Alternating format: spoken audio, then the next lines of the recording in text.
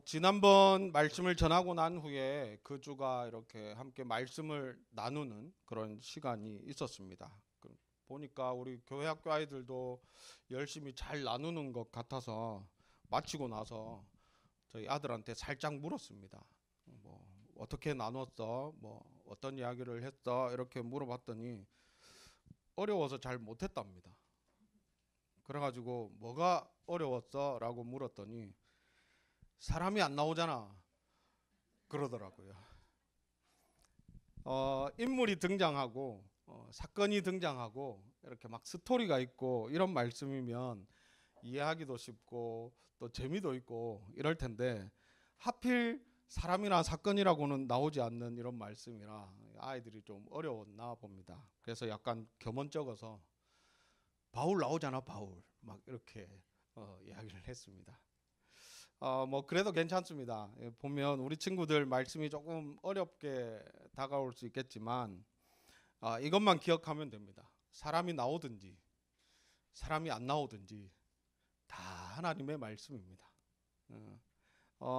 사람이 나오든지 안 나오든지 다 하나님의 말씀이라는 것은 사람이 나오면 그 사람을 통한 어떤 행동이나 사건 이런 걸 통해서 결국 보이시고자 하는 것이 하나님의 뜻하심이 무엇인가 그것을 알려주기 위함이고 오늘 본문처럼 그렇게 사람이 코빼기도 안 보이는 이런 말씀이겠지만 사람의 이야기를 통해 사람이 기록한 그 말씀을 통해 결국 하나님이 어떤 분인가를 깨닫게 하는 게 말씀이기 때문입니다. 그래서 우리 친구들 오늘 말씀 들을 때도 하나님의 이야기다 그렇게 생각을 하고 집중하면서 하나님 좀 도와주셔서 잘 좀 듣게 하시고 좀 깨닫게 해주세요 라고 기도하는 마음으로 집중하면 성령께서 하나님께서 이렇게 도와주셔서 말씀을 잘 이해할 수 있도록 그렇게 도와주실 겁니다.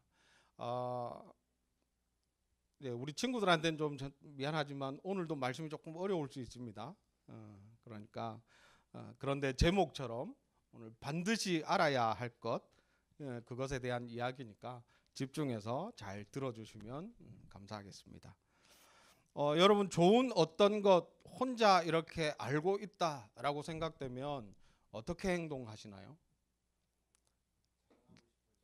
그렇죠. 우리나라 사람들 대부분이 막 자랑하고 싶어서 막 말하고 싶어서 막 입이 근질근질합니다. 요즘은 뭐 간혹 가다가 여기는 나만 알아야 돼. 이 사실은 나만 가지고 있어야 돼. 뭐 이런 사람들이 막 SNS에 막 올리는데 그거는 말하고 다른 거죠. 자기만 알려면 SNS에 왜 올려요? 자기만 알 것 같으면 아무한테도 말 안 해야지. 좋은 화장품 하나를 발견해도 마치 그 회사 주식을 잔뜩 가지고 있는 사람인 것처럼 막 주변 사람들한테 막 이야기하면서 알려줍니다. 맛집 하나 발견하면 어떻게 되죠? 그 집 사장이 마치 나의 지인입니다. 식구인 것처럼 내 주변에 있는 사람들 모두 데려다가 여기 맛있지 맛있지. 입맛이 사람들이 참 다양할 텐데 입맛이 안 맞는 사람한테도 맛있지 맛있지 맛있지. 그럼 맛있다는 말이 나올 때까지 그냥 막 그렇게 하는 것이 우리나라 사람들의 대부분의 모습인 것 같습니다. 지난번 본문에 바울의 심정이 어떠하냐 그렇게 말씀드릴 때 바울이 가슴이 벅차올라서 이거 무슨 말을 어떻게 해야 되나 이런 상황에 한번 입술이 팍 터지니까 어떻게 표현해야 될지도 몰랐던 그 말들이 막 본물처럼 쏟아져 나왔다. 그래서 그 심정으로 하나님을 찬양합시다 라고 이야기했다라고 바울의 심정을 말씀드렸습니다. 그런데 오늘 본문 말씀의 바울의 심정은 또 어떠한가? 방금 말씀드린 그 말씀입니다. 정말 나만 알고 있는 놀라운 사실이 있는 것 같은데 이거를 말을 안 하고는 견디지를 못하는 거예요. 나만 알고 있으면 큰일 나.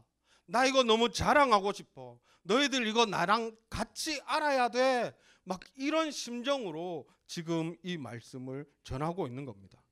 온 정성을 다해서 너 이거 모르면 안 돼. 큰일 나.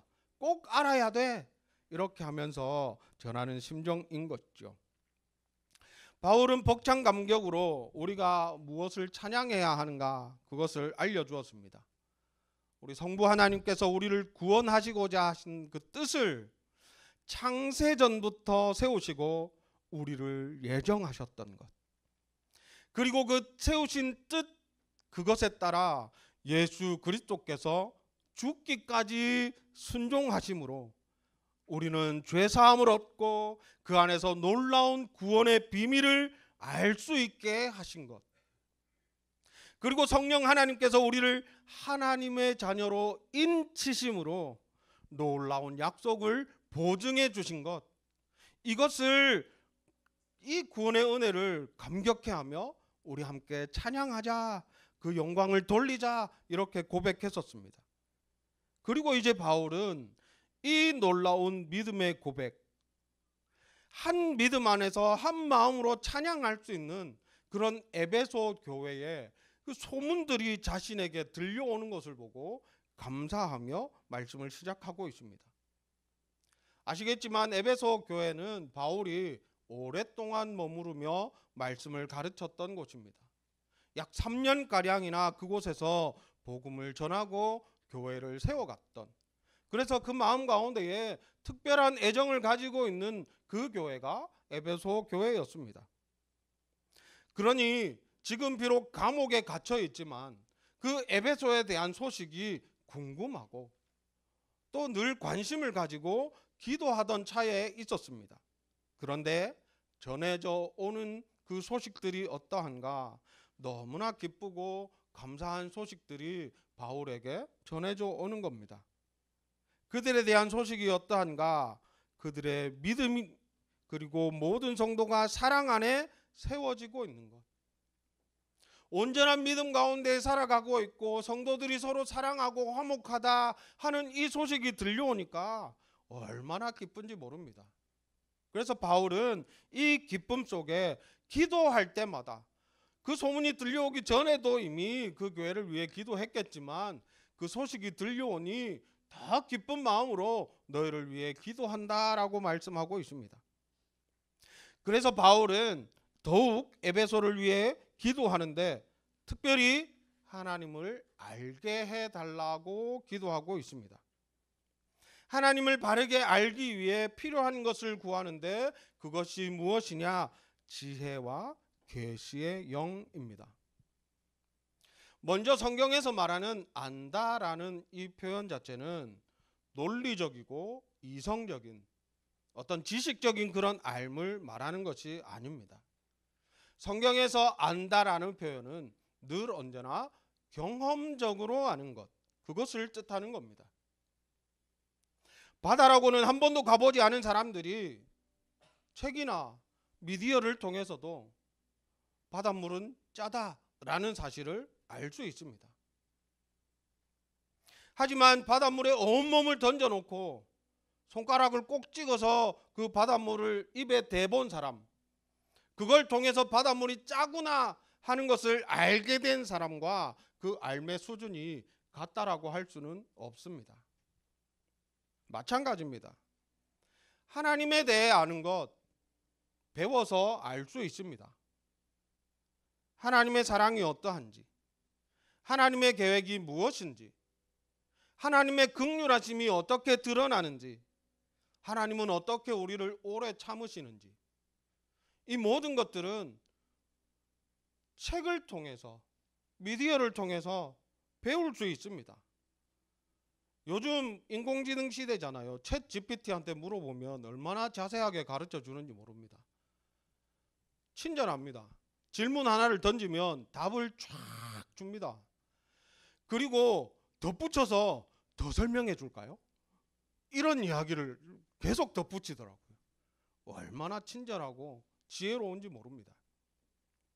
하지만 나의 삶을 통해 나와 함께 하시고 나를 인도하시고 나를 향하신 놀라운 계획하심을 품고 있음을 삶을 통해 경험하게 하시는 그 하나님, 그 하나님을 아는 것과는 차원이 다른 거죠. 바울은 지금 에베소 교회 성도들에게 공부 열심히 해서 하나님을 좀 알아라 라고 말하는 것이 아닙니다. 그들의 삶 가운데에, 그들의 교회 가운데에, 그들의 마음과 생각 가운데에 하나님이 임재하시고 찾아가 주시어서 그들을 만나 주시고 하나님을 바르게 아는 자들로 세워 주시기를 원하며 기도하고 있는 것죠. 그저 머리로만이 아니라 나의 마음으로, 나의 삶으로, 나의 경험을 통해 분명한 하나님을 아는 자들이 될 수 있도록 해 주십시오라고 그렇게 기도하는 것입니다.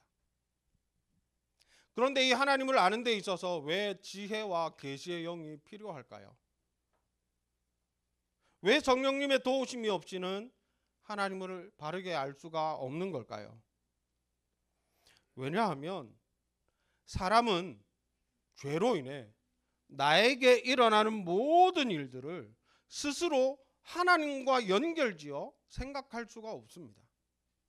나에게 좋은 일이 일어나든 나에게 어떤 시험이 닥쳐오든 그 모든 삶의 현장의 모습들을 하나님의 뜻과 하나님의 계획하심으로 스스로 연결지어 생각할 수가 없는 존재가 바로 인간입니다. 그러니까 이 지혜와 계시의 영, 성령께서 우리의 마음 가운데에 이거 하나님이 주시는 말씀이야. 이거 지금 하나님께서 너로 하여금 깨닫게 하시기 위해서, 하나님께서 너를 연단하시기 위해서 지금 이런 일들을 행하고 계시는 거야 라는 것들을 가르쳐 주실 때, 우리의 마음에 감동 주실 때 비로소 우리는 이게 하나님의 뜻이고 하나님의 가르침이구나, 하나님과 연결지어 생각할 수 있는 겁니다. 사람은 언제나 지금을 살아갑니다. 그러니 지금의 이 일이 미래에 어떤 영향으로 어떤 모습으로 바뀔지 전혀 모르고 그냥 살아갑니다. 아무것도 지금 일어나는 일에 대한 뜻이 무엇인지 잘 모른 채 지나갈 때가 우리는 훨씬 더 많습니다. 그런데 어느 순간 우리의 머리를 스쳐 지나가는 어떤 일들이 탁 일어납니다. 그리고 무릎을 탁 치게 됩니다. 지난번에 그 일이, 예전에 그 일들이 하나님이 계획하신 거구나. 그때 하나님께서 이렇게 하시려고 이런 모양으로 내 삶을 인도하셨구나. 그때는, 지금은 하나님의 인도하심인지 하나님의 뜻인지 이런 거 모르고 그냥 지나갑니다. 그런데 성령께서 우리의 삶 가운데 타치를 하실 때가 있는 거죠. 하나님의 뜻을, 하나님의 계획을, 하나님의 마음을 알 수 있는 그 한순간을 허락하시는 겁니다.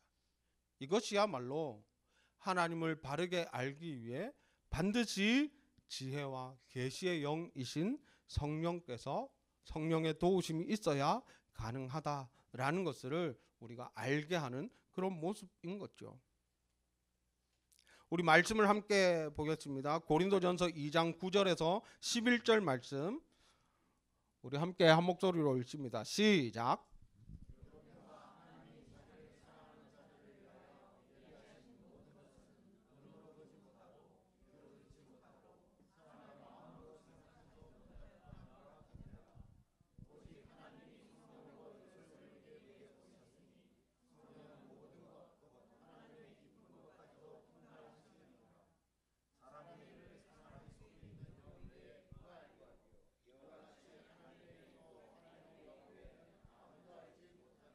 아멘. 하나님이 사랑하는 자들을 위해서 모든 것들을 예비하셨어요. 그런데 눈으로 보지도 못하고 귀로 듣지도 못하고 마음으로 생각하지도 못하는 게 우리들인 거예요. 하지만 성령으로 이것을 우리에게 보이셨다라고 말해요. 성령 하나님께서 도와주셔서 하나님이 우리를 위해 예비하신 것을 보게도 하시고 듣게도 하시고 마음으로 품게도 하시는 거예요. 성령의 도우심으로. 하나님의 일은 하나님의 영으로서만 비로소 알 수 있는 겁니다.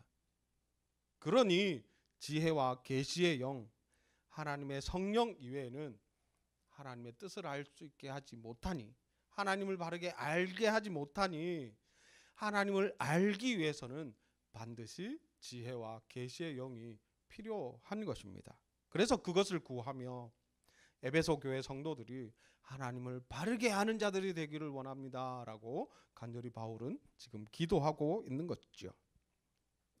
이렇게 성령을 통해 하나님을 바르게 알게 되고, 그리고 또 성령을 통해 우리의 눈이 밝혀집니다. 우리의 눈이 밝혀져서 우리가 알아야 할 것들을 또 이야기하는데요. 먼저는 그 부르심의 소망이 무엇인지를 알아야 한다고 말씀합니다. 하나님께서 우리를 부르신 것, 그것은 하나님의 은혜로 우리가 그리스도를 영접하고 성령의 인치심을 통해 이루어집니다. 즉 하나님께서는 우리를 구원하시고 자기 백성으로 삼으시기 위해 우리를 부르셨습니다. 이러한 하나님의 부르심을 통해 성도는 이제 무엇을 갖게 되느냐? 미래에 대한 소망을 가질 수 있게 됩니다. 지금의 삶은 사실 변함이 없을 수 있습니다. 내가 믿음이 없다가 믿음을 가진 채로, 내가 구원에 대한 확신이 없다나 구원의 확신을 가진 채로 이렇게 변화를 경험한다 하더라도 내 삶의 형편은 여전히 같을 수 있습니다. 하지만 무엇이 달라지느냐? 내 삶의 소망이 달라지는 겁니다. 내 미래의 소망이 달라지는 겁니다. 하나님께서 부르신 이 성도는 하나님께서 미래에 하나님의 뜻대로 완전하게 세우실 것이 보장되는 거죠. 그런 소망을 갖게 되는 겁니다. 하나님께서 우리를 예정하셔서 택하신 사실을 통해 우리는 미래에 대한 소망을 품으며 살아갈 수 있게 되는 것입니다. 이 미래에 대한 소망은 그저 꿈꾸는 것과 같은 것이 아닙니다. 나중에 내가 꿈을 꾸고 소망하지만 내 인생의 소망으로 될 수도 있고 안 될 수도 있는 게 사람의 소망입니다. 하지만 하나님의 부르심을 통해 가지는 이 소망은 하나님의 약속을 통해 반드시 이루어질 것이기 때문에 더욱더 굳건히 붙잡고 나아가게 되는 소망이 되는 것이죠. 이 소망이 있음을 성도들이 알아야 한다라고 말하고 있는 겁니다. 다음으로 알아야 할 것은 기업의 영광의 풍성함이 무엇인가 알아야 한다라고 말합니다. 여기서 이 기업의 주체를 잘 이해해야 합니다. 말씀을 보면요, 그 기업의 영광의 풍성함 이렇게 되어 있는데요. 학자들도 이것을 두 가지로 이렇게 역사적으로도 두 주체로 이야기를 합니다. 그가 하나님인가 성도인가, 그렇게 해석이 조금은 달라질 수 있습니다. 먼저 하나님의 기업, 그러니까 하나님이 성도를 자기 기업으로 삼으셨다라는 뜻으로 해석을 할 수가 있습니다. 성경에서는 하나님의 기업을 언제나 하나님의 백성으로 이해합니다. 구약에서는 이스라엘 백성을 이야기합니다. 시편 33편 12절 말씀 우리 함께 읽겠습니다. 시작.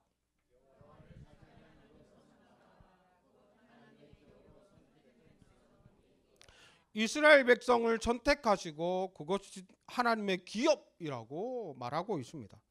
신약에서는 교회를 하나님의 기업이라고 볼 수 있습니다. 그러니까 하나님께서 성도를 기업으로 삼으실 때 나타나는 그 영광과 풍성함이 어떠한가를 너희들이 알아야 한다라고 해석할 수가 있는 것이죠. 하나님께서 백성으로 삼으신 이 기업, 하나님의 영광으로 가득히 채워주실 것을 너희가 알아야 한다, 이런 의미인 겁니다. 또 다른 해석, 그를 성도로 본다면 하나님께서 성도에게 주시는 기업이라고 이해할 수가 있습니다. 그러니까 하나님께서 부르신 성도에게 보장된 하나님의 기업, 그 기업으로는 하나님이 베푸시는 구원, 하나님의 나라, 영원한 생명, 이런 것들이 성도에게 주시는 기업이라고 할 수 있습니다. 이 기업들이 우리에게 보장된 것들이 얼마나 영광스럽고 풍성한 것인가를 너희들이 알아야 한다라는 뜻으로 이해할 수 있는 것이죠. 문법적으로는 어떤 것이든 해석이 가능합니다. 특별히 어떤 걸 선택해야 하느냐? 그렇진 않습니다. 왜냐하면 두 해석 모두가 우리에게 주는 의미가 분명하기 때문입니다. 하나님의 기업이 되는 것이 얼마나 영광스럽고 복된 일인지를 깨닫게 하고, 또한 하나님의 자녀가 되어 약속하신 기업을 누리는 것, 그 보증된 기업이 얼마나 영광스럽고 풍성한가, 그 놀라운 은혜를 감사하게 하기 때문에 이 두 해석 다 우리에겐 큰 의미가 있습니다. 바울은 이것을 성도들이 놓치지 말고 알아야 할 것으로 지금 이야기하고 있는 것이죠. 그리고 말씀을 보면 세 번째로 성도에게 베푸시는 하나님의 능력이 얼마나 크고 놀라운지를 알아야 한다고 말씀하고 있습니다. 19절 말씀, 오늘 본문의 19절 말씀을 보면 느낌이 어떤 느낌이냐면 이런 느낌입니다. 이해되세요? 자, 봅시다. 그의 힘의 위력으로 역사하심을 따라 믿는 우리에게 베푸신 능력의 지극히 크심을 알아야 한다. 그냥 막 바울이 막 힘에 힘을 더해서 하나님이 얼마나 강력하신가, 하나님의 능력이 얼마나 위대하신가를 막 글에 꾹꾹 눌렀으며 하고 있는 겁니다. 하나님이 얼마나 위대하신가, 하나님의 능력이 얼마나 강력하신가. 자, 하나님의 능력을 한번 떠올려 봅시다. 하나님의 능력을 떠올려 볼 때 어떤 능력이 제일 마음에 드시는지 한번 생각해 보세요. 창조하시는 능력, 모든 것을 하시는 능력, 모든 것을 행하실 수 있는 능력, 온 세상을 다스리는 능력, 시간과 공간을 초월하는 능력. 자, 이 중에 내가 갖고 싶은 능력이 혹시 하나씩 있으실까요? 나는 창조하는 능력을 갖고 싶다. 창조에 별 관심이 없으신가 보네. 나는 모든 걸 알고 싶다. 나는 모든 걸 할 수 있는 능력이 갖고 싶다. 나는 모든 세상을 다스리는 능력을 갖고 싶다. 나는 시간과 공간을 초월해서 막 이렇게 하면 저기 가 있는 이런 능력을 갖고 싶다. 야, 지금 능력으로 족하다 여기시는 여러분들의 겸손과 네.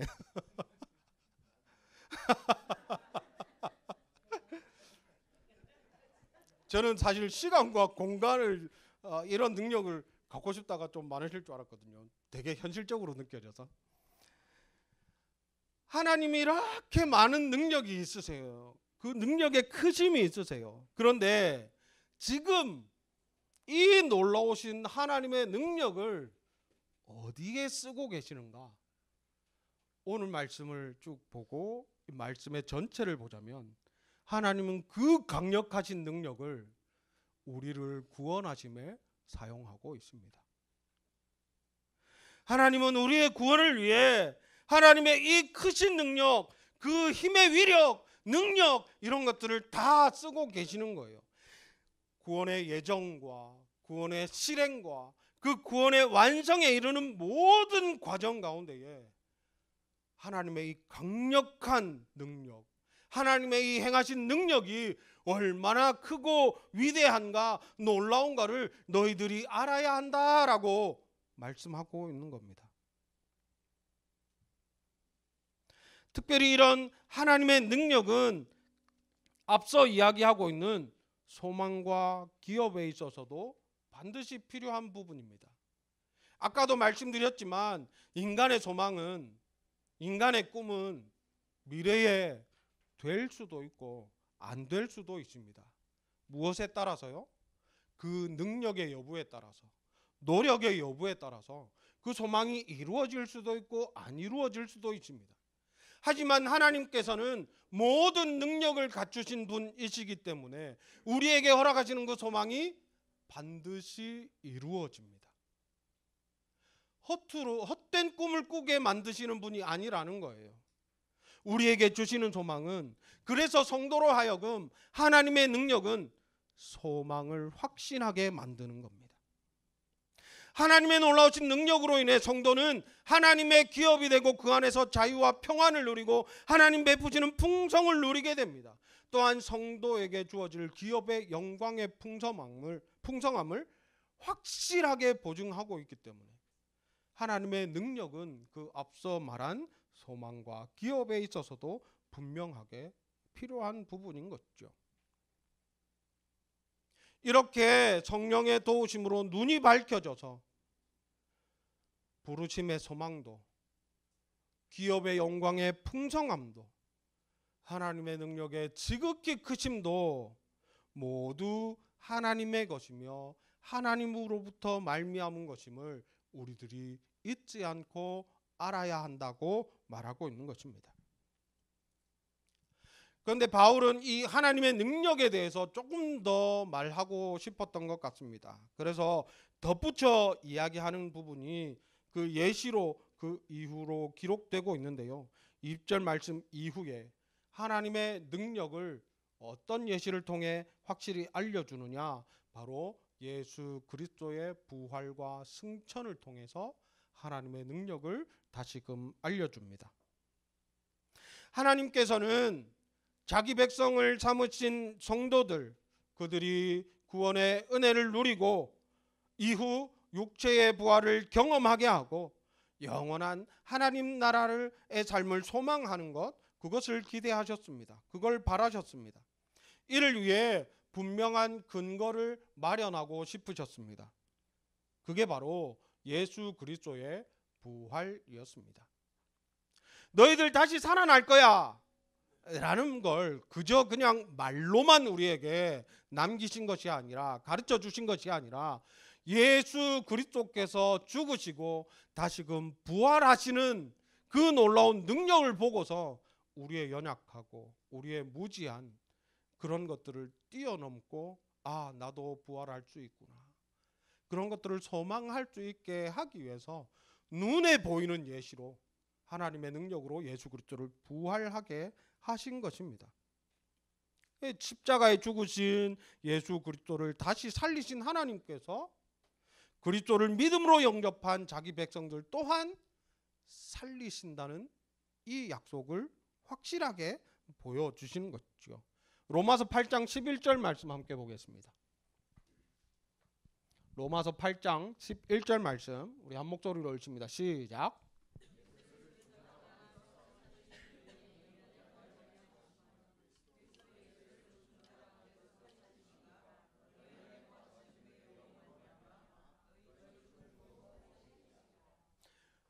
우리의 부활의 보증은 예수 그리스도의 부활로 확실히 되어지는 겁니다. 그의 영이 우리 안에 거하시면, 예수 그리스도를 살리신 영이 우리 안에 거하시면 예수 그리스도를 살리시니 하나님께서 우리도 살리시겠다는 약속인 거죠. 그리고 다시 살리신 예수 그리스도를 하늘에서 하나님 우편에 앉히셨습니다. 예수님은 근본 하나님의 본체이셨지만 하나님의 구원하심의 뜻을 따라 이 땅에 내려오시고 기꺼이 우리 구원을 위해 죽기까지 스스로를 낮추셨습니다.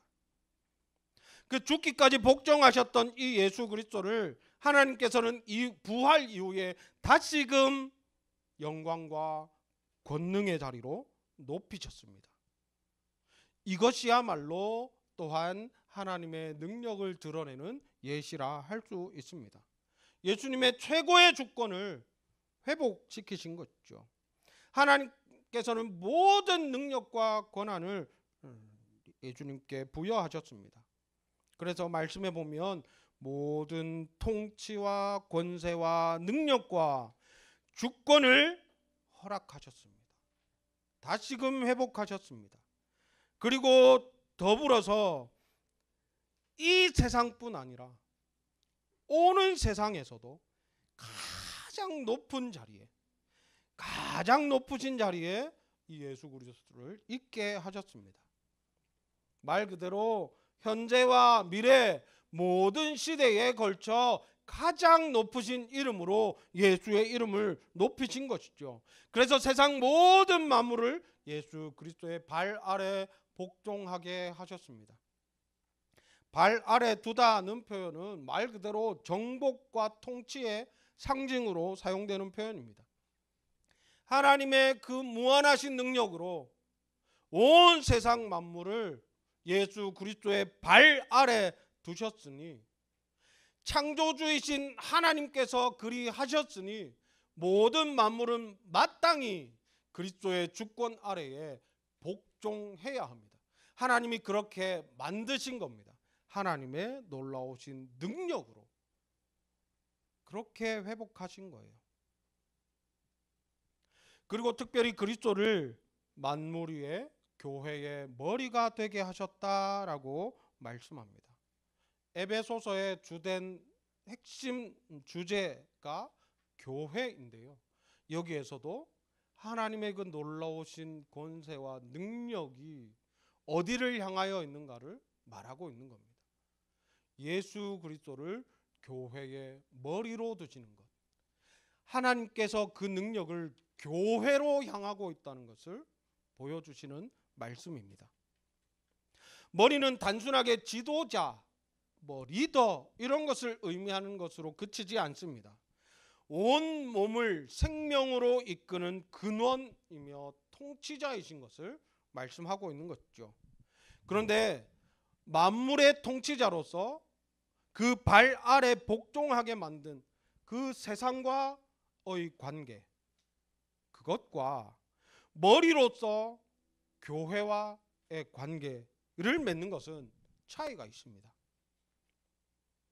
말 그대로 세상 만물의 통치자이신 그리스도를 통해 온 세상 만물은 복종해야 하고 다스림 받아야 합니다. 그런데 교회는 머리이신 예수 그리스도의 몸이기에 그냥 다스려지는 존재로 그치지 않습니다. 오히려 몸과 머리는 긴밀하게 교제하고 유기적으로 완벽하게 하나를 이루어야 하는 존재입니다. 명령과 복종 이런 관계로 그치지 않는다는 거죠. 강력한 힘과 능력으로 그냥 굴복시키고 다스려야 하는 그런 존재가 아니라 오히려 사랑으로 교제하고 하나를 이루어야 하는 그런 관계라는 말입니다. 우리와 교회로 세워진 우리와 그리스도와의 관계는 철저하게 복종, 엎드려 사는 것, 이것에 그치는 것이 아니라는 말입니다. 우리는 그리스도와 교제하고 사랑으로 나아가는, 이렇게 영상 하나를 이렇게 보다 보면 이렇게 저 동물 이런 거 좋아하거든요. 그 험상궂게 생긴 사자가 이렇게 진짜 근엄한 표정으로 이렇게 딱 앉아 있습니다. 그런데 갑자기 콩알 만한 새끼가 그 무섭게 생긴 사자의 머리를 막 뛰어 올라가고 등을 타고 막 그런 모습이 보이거든요. 사자 자체만을 보자면 그렇게 할 수 있는 존재가 아니죠. 하지만 그 아빠와 아들인지 딸인지 이 관계, 사랑으로 묶여진 관계는 그런 모습인 겁니다. 세상은 그렇게 볼 수 있습니다. 그냥 무서운 사자. 왜요? 통치자니까요. 그렇지만 우리는 그렇지 않습니다. 털을 물어뜯고 막 등 위에 타고 버릇없이 굴라는 게 아니라 사랑으로 하나 되고 유기적으로 이렇게 관계를 맺는, 그것이 그리스도와 교회의 관계라는 거죠. 이렇게 하나가 되는 관계를 요한은 포도나무와 가지로 설명합니다. 요한복음 15장 5절 말씀 함께 읽겠습니다. 시작.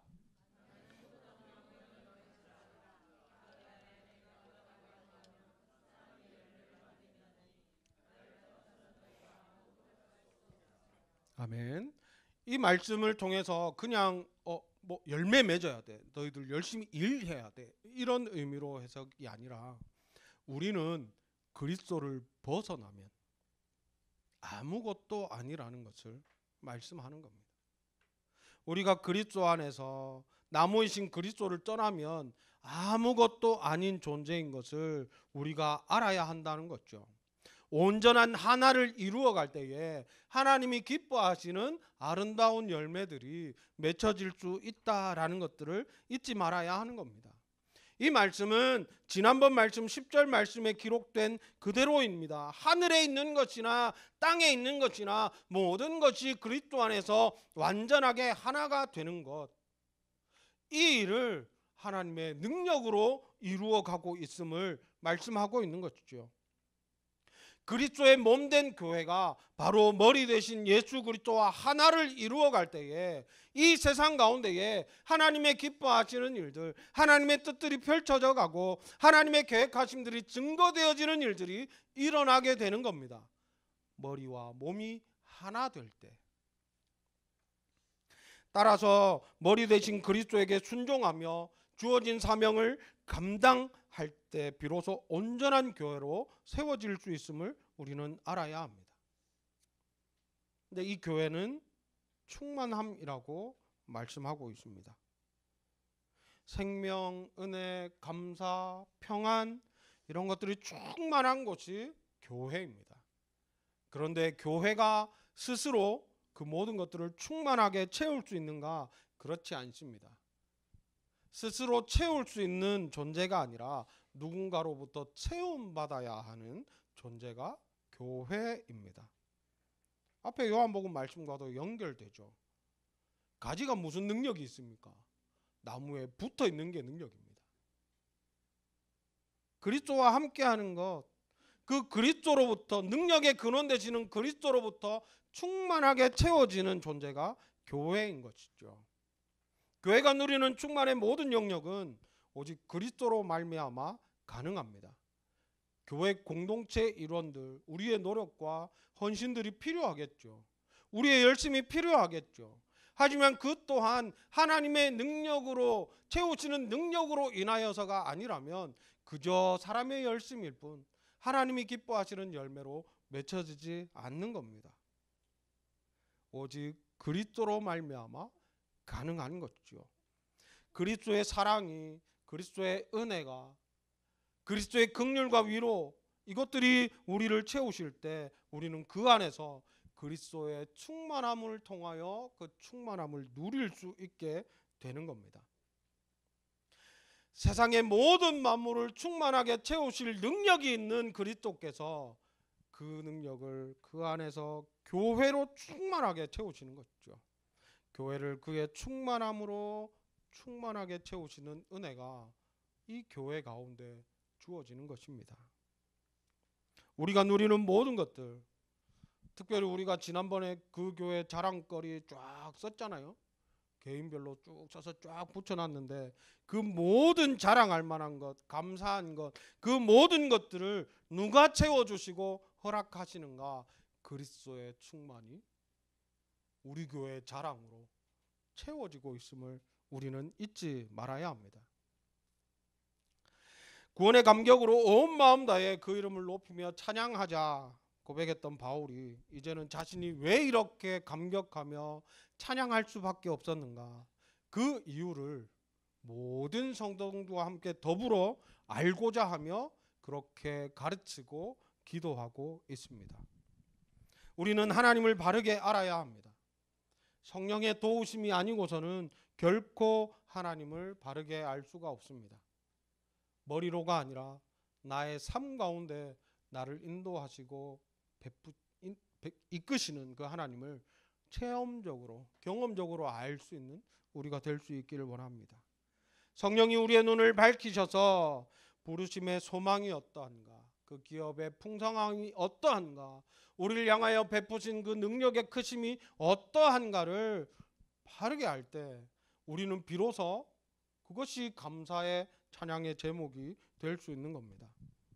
특별히 하나님께서는 그 크신 능력을 우리를 구원하심으로, 우리를 하나님의 자녀 삼으심을, 그것을 향하여 그 능력을 사용하고 계시다는 것을 우리들이 잊지 말아야 합니다. 연약한 우리를 구원하실 때에 의심할까 봐, 믿지 못할까 봐 하나님께서는 능히 예시로 보여주셨습니다. 예수 그리스도를 부활하시고 또한 그분의 권위를 다시금 하늘 보좌 우편에 앉히시며 회복하시는 그 능력을 통해 우리도 부활할 수 있음을, 우리도 영원한 그 하나님의 나라의 소망을 품을 수 있도록 하나님께서는 하셨다는 것 잊지 말아야 할 것이죠. 특별히 교회의 머리로 세우신 예수 그리스도, 몸된 교회를 이루어가는 우리들이 오직 그리스도를 바라며 그 능력을 의지하며 나아갈 때에 그리스도께서 채우시는 그 충만으로 가득히 채워져야 질 수 있다는 것 우리들이 잊지 말아야 할 것입니다. 이 모든 것들을 생각해 볼 때 다시금 떠올리게 되고 다시금 느끼게 되며 고백하게 되는 건 그저 자격 없는 우리를 향하신 하나님의 그 놀라운 사랑, 그 사랑이 얼마나 놀라운가 하는 것들을 깨닫게 됩니다. 우리에게 주신 말씀의 깨달음을 통해 우리는 더욱 하나님의 마음을 확인할 수 있기를 원합니다. 이 모든 크고 위대한 일들이 우리를 사랑하심을 통해 계획되고 실현되고 또한 약속되고 있다는 사실을 기억하시고 오늘도 그저 감사와 감격 가운데에 구원의 은혜를 누릴 수 있는 우리 모든 그 교회 성도들 될 수 있기를 간절히 소망합니다.